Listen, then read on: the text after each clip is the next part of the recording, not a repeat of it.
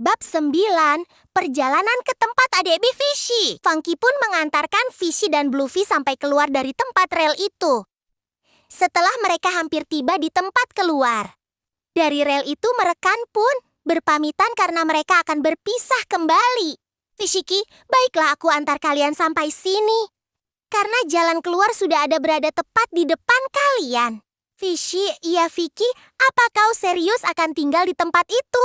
Fishy Funky, tentu Fishy. Ketika aku menemukan mereka, aku pasti akan mencarimu, Fishy. Baiklah, kalian cepatlah pergi dari tempat ini karena beberapa menit lagi pemangsa-pemangsa itu akan kembali. Fishy, baiklah Fish Funky, aku pamit untuk menjelajahi lautan ini terlebih dahulu. Kita akan bertemu lagi lain kali. Ayo Blue Fishy, ya Fishy. Mereka pun berjalan berlawanan arah karena Fishy Funky akan tetap berada di tempat tersebut sedangkan Fishy dan Blue Fishy kembali melanjutkan perjalanan mereka.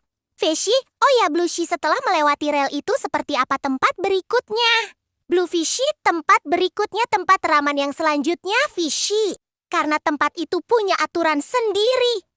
Dan tidak ada penjagaan khusus seperti tempat-tempat sebelumnya. Fishy, apa? Kenapa bisa seperti itu? Blue Fishy, karena peraturan tersebut dibuat langsung oleh laut itu sendiri. Ketika ada yang mengacaukan tempat itu, maka lautlah yang langsung menghukum mereka. Fishy. Wah, aku belum pernah membaca di buku manapun tentang tempat itu. Blue Fishy, ya karena hanya sebagian kecil yang tahu dan sebelum kawanan yang ingin ke tempat itu, mereka pun sama akan dihadang oleh pemangsa-pemangsa di tempat tadi. Makanya jarang sekali kawanan penuh yang selamat sampai tempat itu. Fishy, lalu kenapa tidak ada yang menerbitkan di buku manapun? Blue Fishy, karena tempat itu dirahasiakan Fishy. Hanya kawanan yang sudah berhasil masuklah yang hanya tahu tempat tersebut. Fishy, kenapa kau memberitahukan kepadaku jika itu rahasia? Blue Fishy, karena kita akan ke sana Fishy, makanya aku beritahu kamu. Fishy, hihihi, kenapa para pemangsa tidak ada di tempat itu? Blue Fishy, karena laut melarang mereka berdiam diri di tempat tersebut. Makanya mereka menjadikan tempat yang kita lewati tadi sebagai tempat tinggalnya. Supaya kawanan yang ingin pergi ke sana terhalang terlebih dahulu oleh mereka. Fishy mengangguk, baiklah ayo ke tempat tersebut.